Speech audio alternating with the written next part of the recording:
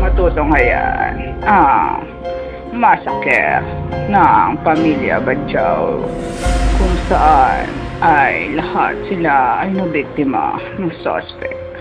Matutunghayan na natin sa ilang minuto lamang.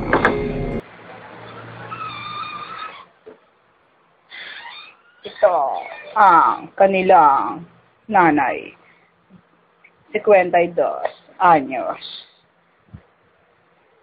Ito ang kanilang bunsong anak kung saan siya ay ginahasa ng isa sa mga suspect. Ngunit, ang pagkakaalam namin ay 3 silang mag-aanak sapagkat ang kanilang amay nasa ibang bansa para magtrabaho. Tulang! Ano ang nangyari? Tulang! Ginamot kita. Ang aking nanay nagluluto. Ano ang nangyari? Naman ko, mami, bangko. Ngunit sa akin ginahasa. Galing mo ako sa hospital. Tulungan ako sa Ano ang nangyari sa inyong kapatid? Sa po ay ginahasa at ako'y binagdol.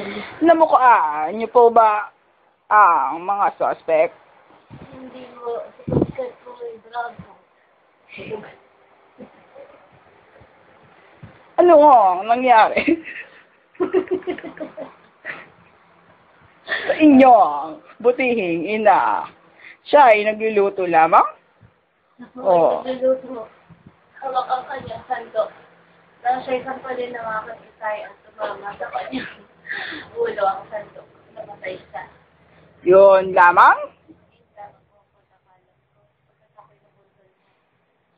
Bakit kayo nabundol? Hinabol niyo ba ang mga suspect? Hindi ko.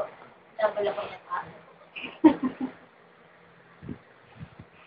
Huwag na ho kayong mag-iyak-iyak dahil tumawag na po ako ng ABS-CBN Scene of the Crime Operative. Saka niyo kami, ako na lang natitira.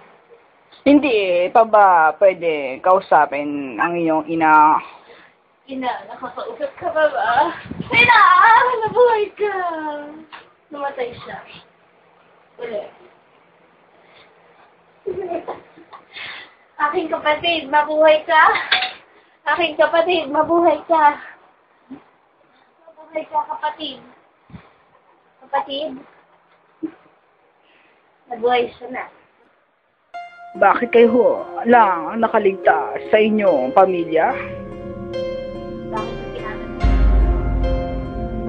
Dahil kayo lang ho ang tanging nakakausap ko. Hindi ho ba nakakapagtaka ang gano'ng pangyayari? Bakit ka nangihimok? Ha? Bakit ka nanghihimbasok? Ha? Papatayin kita. Wag! Para malaman mo kung pumatay ka na. Ah! Ah! Namatay ka rin. Ayan po. Patay na sila. At ngayon, malalaman nila na ako talagang report. Patay na sila. Patay na sila.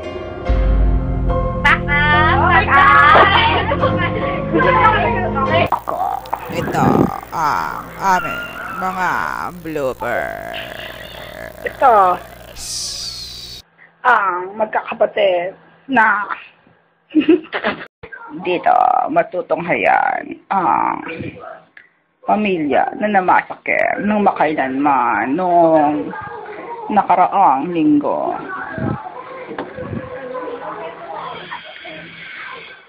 Ito ang mga namasakit kung saan sila ay nakatakas sa kanilang sariling ama. Ito ang kanilang panganay na anak. Bakit mo kayo